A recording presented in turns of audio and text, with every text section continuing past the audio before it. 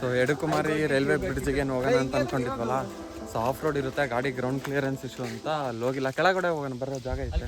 So ಅಲ್ಲಿಂದ ಇಲ್ಲೊಂದು ಫಾಲ್ಸಿಗೆ ಬಂದಿದ್ದೀವಿ. ಫಾಲ್ಸ್ ಹೆಸರು ನನಗೂ ಗೊತ್ತಿಲ್ಲ, ಮ್ಯಾಪಲ್ಲಿ ಆನ್ ದ ವೇ ಬರ್ತಾ ಇತ್ತು. ಸೊ ಹಂಗಾಗಿ ಇದನ್ನು ಹಾಕ್ಕೊಂಡು ಈಗ ಫಾಲ್ಸಿಗೆ ಬಂದಿದ್ದೀವಿ ಗುರು. ಹಿಂಗೆ ಹೋಗ್ತಾ ಇದ್ದೀವಿ. ಬೇರೆ ಸರ್ ರಂಗ ನಿನ್ನ ಅನಿಸಿಕೆ? ಬೆಳಗ್ಗೆಯಿಂದ ಬರಿಗಾಲಲ್ಲೇ ಅಣ್ಣ. ಶನಿವಾರ ಭಕ್ತಿ ಜಾಸ್ತಿ ಅಣ್ಣಂದು. ಅದಕ್ಕೆ ಫಾಲ್ಸಿಗೆ ಹೋಗಿ ಸ್ವಲ್ಪ ತಣ್ಣಗೆ ಸ್ನಾನ ಗಿನ ಮಾಡ್ಕೊಂಡು ಹೋಗೋಣ ಬರ್ರಿ. ಸೊ ಹಿಂಗಿದೆ ಗುರು ಫಾಲ್ಸು. ಮರಗಳು ಇಟ್ಕೊಂಡು ಹೋಗ್ತಾ ಇದ್ದೀನಿ.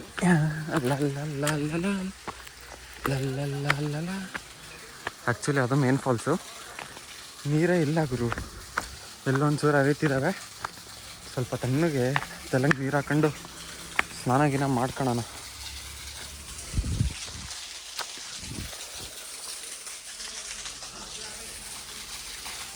ಸೈಕ್ ಆಗೈತೆ ಬಟರ್ಫ್ಲೈ.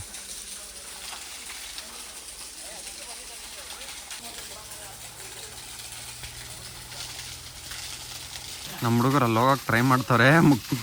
ಸರಿ ಹೀಗೆ ಜಾರ್ತೈತದು, ಬಿದ್ದರೆ ಮಾತ್ರ. ರಂಗ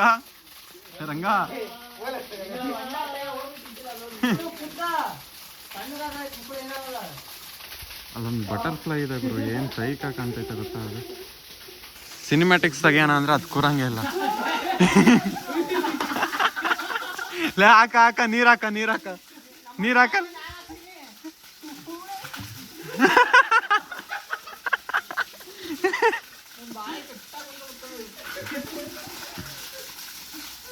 ಸಕ್ಕರ್ ಫಿಶ್ ಭಾಳ ಇದಾವೆ ಗುರು. ಸುಜಿ ಕಾಲಿಟ್ಕೊಂಡು ಕುತ್ಕ, ಅಲ್ಲಿ ಹೇಳ್ತೀನಿ ತಡೀರಿ, ಫಿಶ್ ಥೆರಪಿ ತೋರಿಸ್ತೀನಿ ಅಲ್ಲಿ ಹೋಗಿ. ಸೊ ಕೆಳಗಡೆ ಸ್ನಾನ ಮಾಡ್ಕೊಂಡು ಹಂಗೆ ಮೇಲ್ಗಡೆ ಬಂದಿದ್ದೀವಿ. ನಮ್ಮ ಹುಡುಗರು ಬ್ಲೋ ಚೆಕ್ ಮಾಡ್ತಾವ್ರಲ್ಲಿ. ಸೊ ಗಾಡಿ ಬ್ಲೋ ಚೆಕ್ ಮಾಡಿಕೊಂಡು ಹೊರಡೋದು ಇಲ್ಲಿಂದ ಬೆಟ್ಟದ ಭೈರವೇಶ್ವರ ಅಂತ ಪ್ಲಾನ್ ಐತೆ. ಬೆಟ್ಟದ ಭೈರವೇಶ್ವರ ಹೋಗಿ ನೆಕ್ಸ್ಟ್ ಪ್ಲಾನ್ ಮಾಡೋಣ. ಈಗ ಗೋಪ್ರೋ ಚಾರ್ಜ್ ಇಲ್ಲ ಗುರು, ಗೋಪ್ರೋ ಚಾರ್ಜಿಗೆ ಹಾಕೋಣ. ಎಲ್ಲ ಹೆಂಗ್ ನಿಂತಾರೆ ನೋಡ್ರಿ ಅಲ್ಲಿ. 28 ಇಳಿದೈತೆ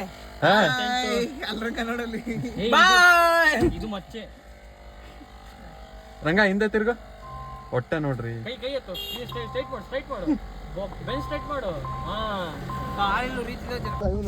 ಈಗ ಬೆಟ್ಟದ ಭೈರವೇಶ್ವರ ಟೆಂಪಲ್ಗೆ ನಡ್ಕೊಂಡು ಹೋಗ್ತಾ ಇದೀವಿ.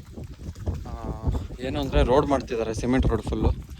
ಹಂಗಾಗಿ ಕಾರ್ ಸ್ವಲ್ಪ ದೂರ ನಿಲ್ಲಿಸಿ 1.5-2 ಕಿಲೋಮೀಟರ್ಸ್ ನಡ್ಕೊಂಡು ಹೋಗ್ತಾ ಇದ್ದೀವಿ. ಇನ್ನೂ 1 ಕಿಲೋಮೀಟರ್ ಐತೆ ಗುರು. ಇಲ್ಲಿ ಎಷ್ಟೇ ಬಿಸಿಲಿದ್ರೂ ಹೀಟ್ ಅನ್ನಿಸ್ತಿಲ್ಲ. ಬಟ್ ನಮ್ಮ ದುರ್ಗದಲ್ಲಿ ಸಾಕಾಗೋಗುತ್ತೆ ಇಷ್ಟೊತ್ತಿಗೆ. ತಣ್ಣ ಗಾಳಿ ಬರ್ತೈತೆ, ಅದಕ್ಕೆ ಆರಾಮಾಗಿ ನಡ್ಕೊಂಡು ಹೋಗ್ತಿದ್ದೀವಿ. ಪಾಪ ನಮ್ಮ ರಂಗ ಬರೀ ಕಾಲಲ್ಲಿ ಅಡ್ಡಾಡ್ತಾನೆ. ರಂಗ ತಿರ್ಗೋ, ಇಲ್ಲಿ ತಿರ್ಗೋ. ಯಾಕೋ ಬರೀ ಕಾಲಾಗ ಅಡ್ಡಾಡ್ತಿದ್ಯಾ? ಪ್ಯಾಂಟ್ ಒದ್ದಾಗತ್ತಲ್ಲೋ.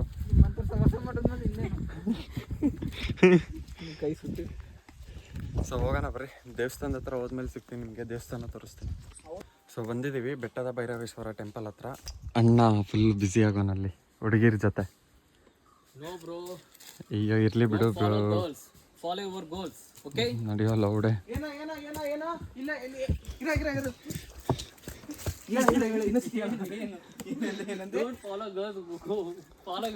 ಮತ್ತೆ ನೀನೇನ್ ಮಾಡ್ತಿದ್ಯಾ?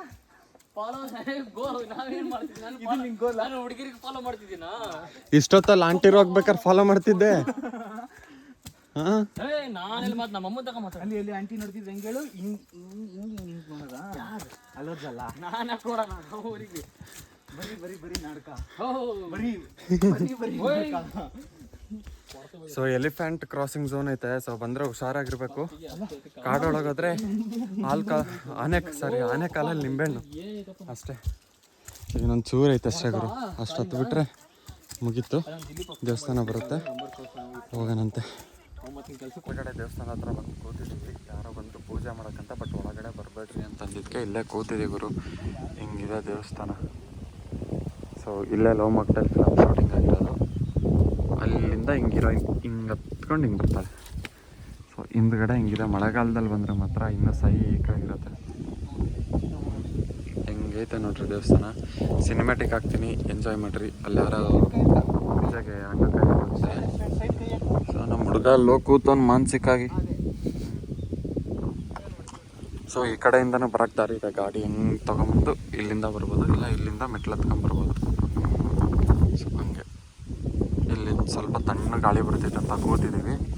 ನೆಕ್ಸ್ಟ್ ಇಲ್ಲಿಂದ ಹೊರಡೋಣ. ಇಲ್ಲಿಂದ ದೇವರ ಮನೆ ವ್ಯೂ ಪಾಯಿಂಟ್ ಎಲ್ಲ ನೋಡಿಕೊಂಡು ಧರ್ಮಸ್ಥಳ ಹೋಗೋದು ನಾನು.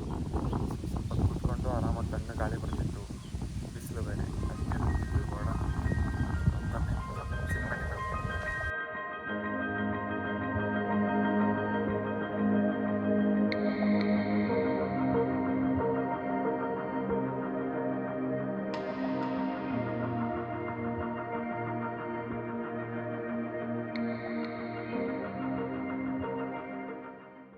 ದೇವಸ್ಥಾನದಿಂದ ಕೆಳಗೆ ಇಳಿದು ಹೋಗ್ತಾ ಇದೀವಿ ಗುರು. ಹಿಂಗೈತೆ ರೋಡು. ಇವಾಗ ಹೊಸದಾಗಿ ಸಿಮೆಂಟ್ ರೋಡ್ ಆಗ್ತೈತೆ. ಅದು ಯಾವಾಗಿಂದ ಅಂದರೆ ಲೋ ಮಾಕ್ಟೈಲ್ ಫಿಲಮ್ ಶೂಟಿಂಗ್ ಆದಾಗಿಂದ ಎಲ್ಲ ಇಂಪ್ರೂವ್ಮೆಂಟ್ ಆಗ್ತಾ ಇರೋದು. ಮೇಲ್ಗಡೆ ಎರಡು ಅಂಗಡಿ ಇದ್ದಾವೆ, ಪರವಾಗಿಲ್ಲ, ನೆಟ್ವರ್ಕ್ ಸಿಗುತ್ತೆ. ಅಲ್ಲಿಗೆ ಹೋದ್ರೂ ನೆಟ್ವರ್ಕ್ ಇರುತ್ತೆ ಆರಾಮು. ಮೇಲ್ಗಡೆ ಕಾಯಿ ಇಟ್ಟಿದ್ರು ನಾನು ಚೋತ್ಕೊಂಬಂದು ತಿಂತಾ ಇದ್ದೀನಿ. ಪೂಜಾರಿ ಹಣ್ಣು ಕೊಟ್ಟರು ರಂಗ. ನೆಟ್ವರ್ಕ್ ಇರುತ್ತೆ. ಇನ್ಸ್ಟಾಗ್ರಾಮ್ ಸ್ಟೋರೀಸ್ ಎಲ್ಲ ಲೋಡ್ ಆಗುತ್ತೆ ಆರಾಮ್. ನೀವು ಫೋನ್ಪೇ ಯೂಸ್ ಮಾಡ್ಬೋದು. ಕೆಳಗಡೆನೂ ಇಲ್ಲೊಂದು ಅಂಗಡಿ ಐತೆ. ಕೆಳಗಡೆ ಹಿಂಗೆ ಇಳಿದ್ರೆ ಅಲ್ಲೊಂದು ಅಂಗಡಿ ಐತೆ. ಸೊ ಈಗ ಇಲ್ಲಿಂದ ದೇವರ ಮನೆಗೆ ಹೋಗೋಣ. ಇನ್ನೂ ರೋಡ್ ಮಾಡ್ತಾ ಇದ್ದಾರೆ ನೋಡ್ರಿ. ಇಲ್ಲಿಂದ ಒಂದು 500 ಮೀಟರ್ಸ್ ಐತೆ ಅಷ್ಟೇ. ಹೋದರೆ ಕಾರ್ ಪಾರ್ಕಿಂಗ್ ಸಿಗುತ್ತೆ, ಕಾರ್ ನಿಲ್ಸಿರೋ ಜಾಗ. ಇಲ್ಲೇ ಹೋಟೆಲ್ ಇದೆ, ನೀವೇನಾದ್ರೂ ಊಟ ಮಾಡೋದಿದ್ರೆ ಇಲ್ಲ ಮಾಡ್ಬೋದು. ಇಲ್ಲಾಂದ್ರೆ ಮೇಲ್ಗಡೆ ಚಿಪ್ಸು ತೋರಿಸಿದ್ನಲ್ಲ ಅವಾಗಲೇ ಅಂಗಡಿ ಸಿಗುತ್ತೆ. ಸೊ ಈ ಎಪಿಸೋಡ್ನ ಅಂದರೆ ಈ ವಿಡಿಯೋನ ಇಲ್ಲಿಗೆ ಮುಗಿಸ್ತಿದ್ದೀನಿ. ಯಾಕಂದರೆ ಬೆಳಗಿಂದ ತುಂಬ ಲೆಂತಿ ಆಯಿತು ವಿಡಿಯೋ ನೋಡೋಕ್ಕೆ. ನನಗೂ ಬೇಜಾರು, ಎಡಿಟ್ ಮಾಡೋಕ್ಕೆ ನನಗೂ ಬೇಜಾರು. ಅದಕ್ಕೆ ಸೊ ಮತ್ತೆ ನೆಕ್ಸ್ಟ್ ವಿಡಿಯೋಲಿ ಸಿಗ್ತೀನಿ. ಅಲ್ಲಿವರೆಗೂ take care, Tata, bye bye. ನಮ್ಮ ಮನಸ್ಸು ಒಳ್ಳೇದು ಮಾಡಿದ್ರೆ ದೇವರು ಏನಂತೀರ? ನಮ್ಮ ಮನಸ್ಸು ಒಳ್ಳೇದು ಮಾಡಿದ್ರೆ ದೇವರು.